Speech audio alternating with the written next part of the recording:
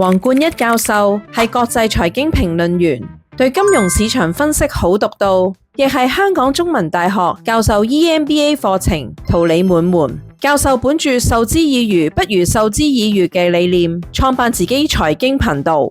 教授從商呢方面好成功啦，係咪都係用同一個理念去教你嘅仔仔呢？有冇啲好有趣嘅例子，等我哋做家長嘅都可以感受下？原來咁教都得㗎喎。即係其實呢個世界永遠都係老豆教仔，仔教仔嘅，係一種傳承嚟嘅。係做老豆，你係一面鏡子嚟嘅，或者做父母一面鏡子，做乜嘢佢都會跟你。孟子講人之初性本善，荀子係講人之初性本惡。咁我呢就係人之初性本木。你生個細路出嚟，你係一張白紙嚟嘅，係咪？你點知道佢善定惡呢？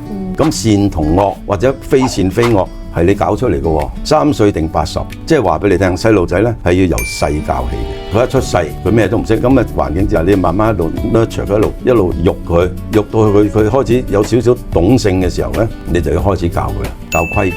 我覺得呢1歲到6歲呢，你就要你定啲規矩俾佢，起身要叫人，叫人早晨，即係入屋要叫人啦。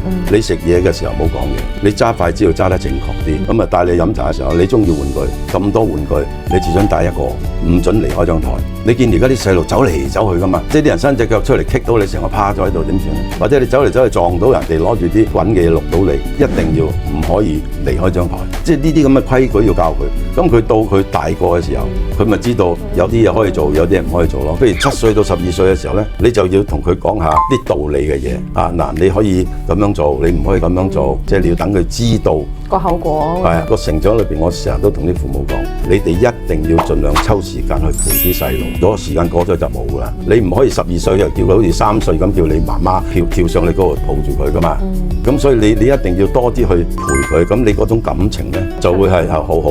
佢7歲到12歲，你同佢講一啲道理係咁樣唔啱嘅喎，坐係要排隊嘅喎，係咪？上車係咪？買嘢都要排隊嘅喎，撞到人要講聲對唔住嘅喎。譬如有個婆婆行，同我拐杖，我同佢開下門都好嘅喎。即係呢啲咁好呢啲好細嘅嘢，知道個禮貌喺邊度。好啦，咁佢再大啲，譬如13歲到18歲，佢可能讀緊中學啊，咁你就要多啲咧認識佢身邊嘅人，佢同啲邊啲咩人來往，揾機會你就你屋企食飯請埋阿邊個啦，阿 John 啊 Jack 啊阿 Mary 啊咁啊嚟啊係嘛？